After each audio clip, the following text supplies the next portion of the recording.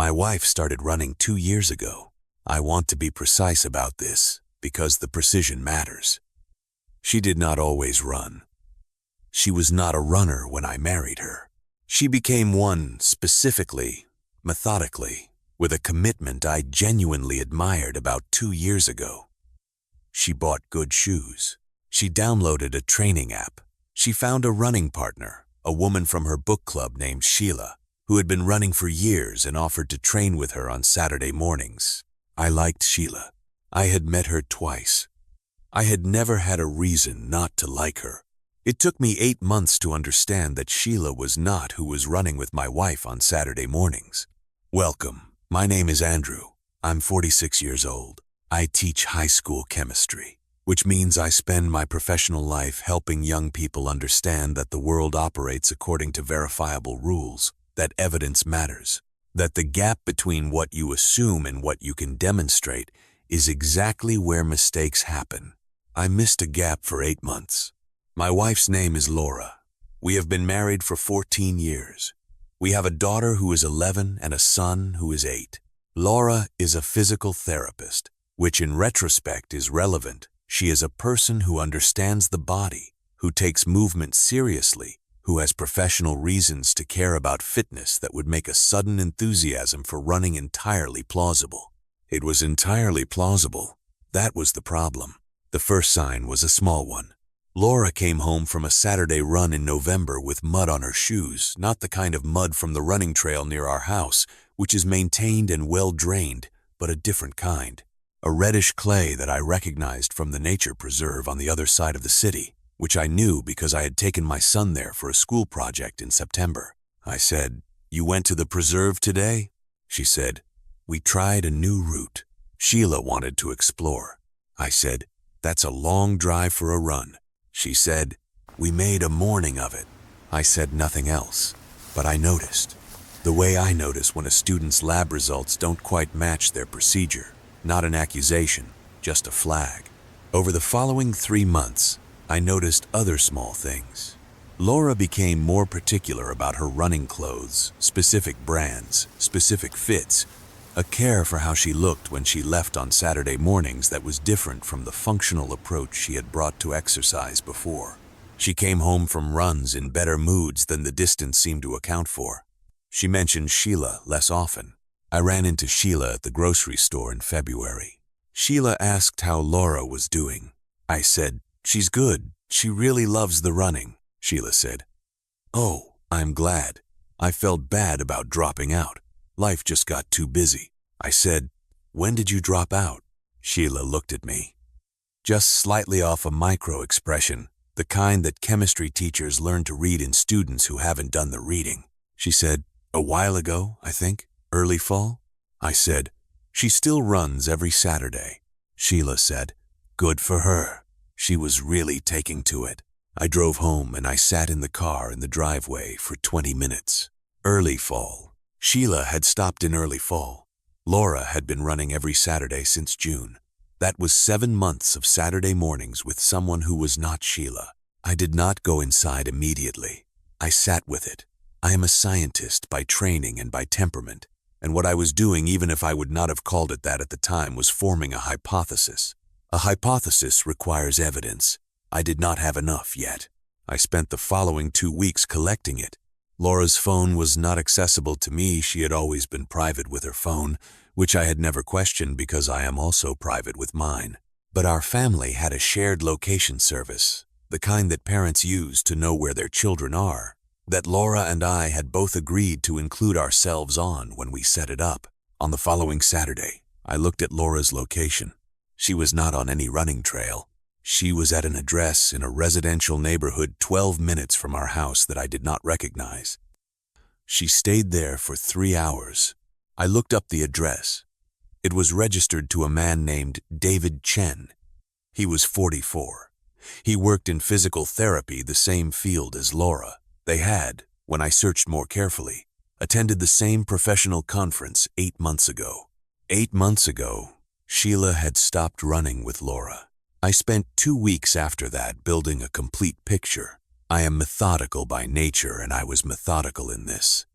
Call logs from our shared plan, credit card statements I reviewed more carefully than I had in years.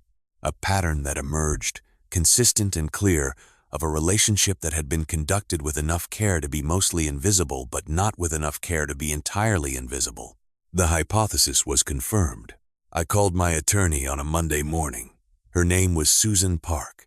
She practiced family law, and she said, when I walked her through what I had found, "Andrew, you have done something that most people don't do. You have a timeline. You have location data.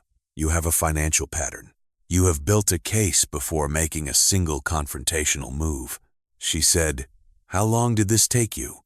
I said, "About 5 weeks total, from the conversation with Sheila to calling you." She said, "In my experience, most people call me within 48 hours of finding out. They're emotional, and they're reactive, and they've already said things they can't unsay." "You didn't do that." I said, "I'm a chemistry teacher. We don't form conclusions before we have evidence." She almost smiled.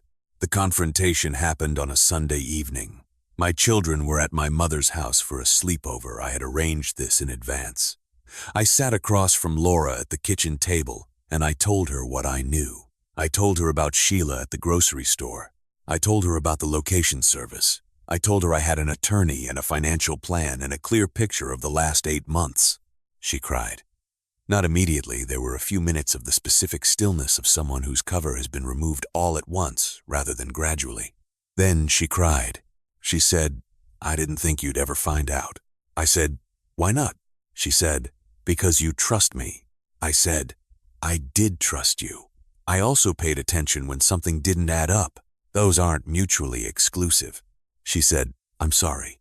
I said, "I know. I need to know whether you want to try to save this marriage or whether we proceed with separation. I need that answer within a week because our children deserve a plan." She said, "Can I have a week?" I said, "Yes." She used the week. She ended the relationship with David. We tried counseling for 3 months. We worked at it in the specific, honest way that working at something damaged requires. At the end of 3 months, we had not saved the marriage. What we had saved was the ability to be civil parents to 2 children who needed both of us. The divorce took 11 months. Susan was thorough. The outcome was fair.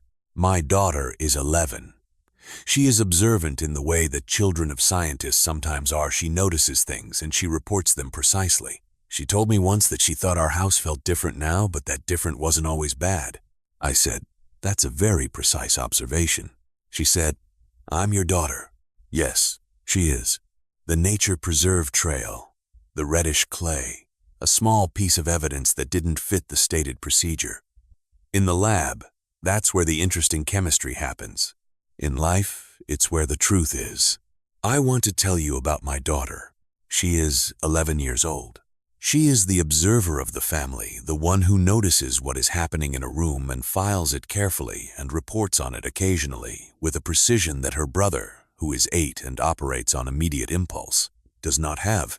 About 6 months after the divorce was finalized, she said to me, "Dad, I used to wonder about the Saturdays." I said, "What do you mean?" She said, "Mom would come back from running and she would be in a really good mood. And I thought that was because running made her feel good. But now I think it was something else." I said, "What do you think it was?" She said, "I think she was happy to see someone she liked." I said, "Yes, I think that's right." She said, "Did that make you sad when you found out?" I said, "Yes." She said, "Are you still sad?"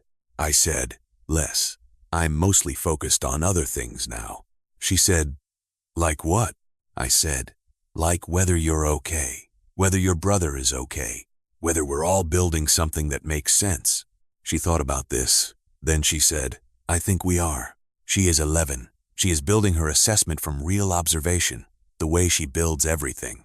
I believe her assessment. Laura and I co-parent with the specific difficulty and specific functionality of 2 people who have hurt each other and decided their children deserve better than the consequences of that hurt. We are not friends. We are something harder and more useful than friends. We are two people who show up to the same events and behave like adults and put the children at the center of every decision. It is not easy. It is necessary. What I want to say about the running is this. The enthusiasm was real. That is the thing I could not have predicted, and that took me longest to understand. Laura genuinely loved running. She became someone who ran, not only as a cover, but as a person who found something in it. I see her now, occasionally, when I pick up or drop off the children, and she still looks like a runner. She kept that. People are complicated in ways that make them hard to be angry at cleanly. I find chemistry easier than people. In chemistry, reactions have predictable products, and the conditions determine the outcome. People have the same inputs and produce wildly different outputs, depending on things you cannot control or quantify. My daughter is 11, and she already understands this better than I do. Thank you for being here. Subscribe if you haven't. I'll see you in the next one.